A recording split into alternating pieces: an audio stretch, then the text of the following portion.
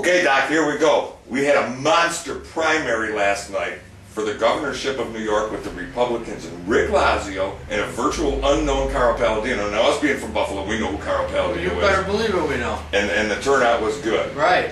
What do you think about that? I'm loving it. I think Mr. Andrew Cuomo went to bed last night with the cold sweats. You know what? He said, what's he going to avoid mentioning Mr. Paladino's leg like Lazio did? It's not going to happen, Cuomo. You're going to have to battle this guy and you know what? It's Cuomo's job to beat Carl Paladino right now. I totally agree. I think Carl Paladino is going to rough up Mr. Cuomo like nobody's done in the past, and this is what this guy deserves.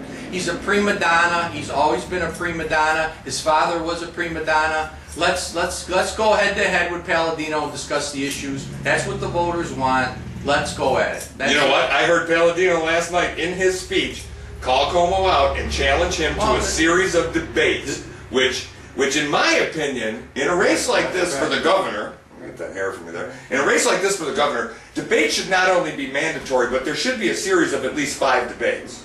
No, the voters deserve debates. What Lazio did with Paladino by ducking him, that was crap. What Cuomo can't do this. If you want to be governor of the state, you've got to go head to head with Paladino. Let's discuss the issues. But I can tell you, this Cuomo is going to get roughed up. He's got the HUD issue in his background, and I'm sure Mr. Paladino's got that well researched. And you know, one of the things that they keep going after Paladino for is that he takes money in government rents. Do people not understand that the government rents their buildings wherever they go? And if Paladino didn't own it, somebody else would, but it wouldn't be the state. Paladino's from immigrant parents. He's fulfilled the American dream. How could you do anything but respect the guy? I don't know how anybody in New York State, when they go into the voting booth and they see 2 names there, Paladino and Cuomo, how could anybody in good conscience possibly punch in Cuomo? I think it's going to be a big surprise come November. I really do. I've been saying that for 5 months now. I've been saying that from day one. You've heard me say it from day one. The reality is going to hit when you're looking at 2 names and you got to pull the lever.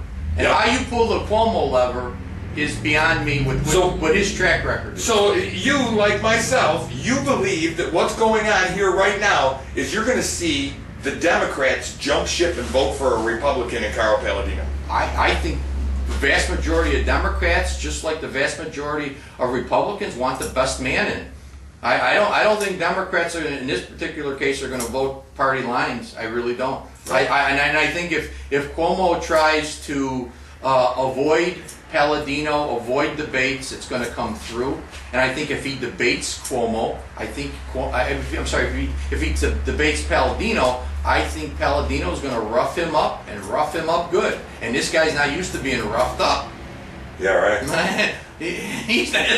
Andrew's never been roughed up before. He's going to be roughed up. Trust me, there is a light at the end of the tunnel.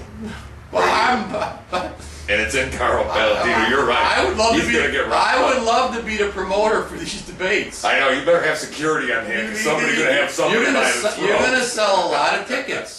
Yeah, you are. You're going to. I mean, look what the poll said with Lazio and Paladino.